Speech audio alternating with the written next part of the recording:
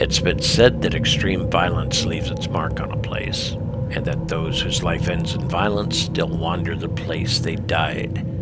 And legend has it the Alcovy Trestle Bridge area is one of these places. According to some, it's the site of more than one ghost. In the 1940s, the Alcovy Trestle Bridge is rumored to be the site of several hangings carried out by vigilantes, who would bring young black men from Newton and surrounding counties to the trestle, walk them down the long tracks, then hang them from the portion of the trestle that is directly over the Alcovy River. Once dead, they would reportedly cut the bodies loose and let them drop several feet into the waters below. According to one woman who grew up in Newton County but now resides in Jasper County, Georgia, she was once told of a black woman who was accused of seducing a prominent white family's only son, at that time a teenager. The woman became pregnant, and though she swore that the relationship between the two had been initiated by the white teenager and begged for them to spare her life and that of her unborn child, her pleas fell on deaf ears. As the story goes, the woman was kidnapped, brought to the Trestle Bridge where she was violently beaten, and then hanged from the bridge.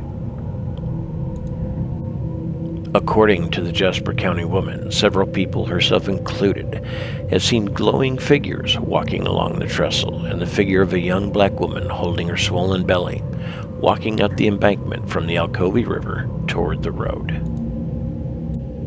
"My son used to go out there and park," she said, with his girlfriends, and one night he came home, white as a ghost and shaking just like a leaf.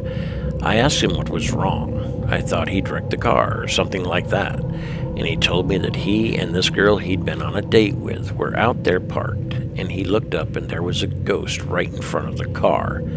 He said she was a black girl, and she was real pregnant and holding her stomach and crying. He said that he raced out of there as fast as he could, and I don't believe he, or probably that girl he was with either, has ever been back out there since. But the hangings are not the only tragedy that area has witnessed. While some say the Trestle Bridge is haunted, others say it's the current bridge that many drive over every day that has its own ghost. But for all the rumors, no one knows the identity of the glowing figures that walk the trestle, or of the girl who was hung there, or the family that demanded her death. Many people report seeing the apparition of a young boy riding his bike across the bridge.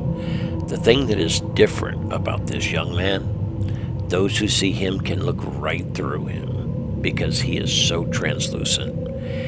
And while no one can say for sure, those who remember are sure it is the ghost of a 13-year-old who was murdered in the area. On August 8th, 1986, the boy rode his bike from his brother's home, where he had spent the night, to a convenience store, where he was seen playing video games with another young man and an adult by the name of Johnny Wade, who was on parole at the time. Witnesses say the boy loaded his bike into Wade's pickup truck and got in with the man around 1 p.m., presumably catching a ride back to his brother's house. Later that evening, the boy's battered body was found in a clearing off a narrow dirt path that ran from Alcovy Trestle Road to the woods and river. He had been severely beaten around the head and strangled to death. Wade was quickly arrested and charged, and later convicted of the boy's death.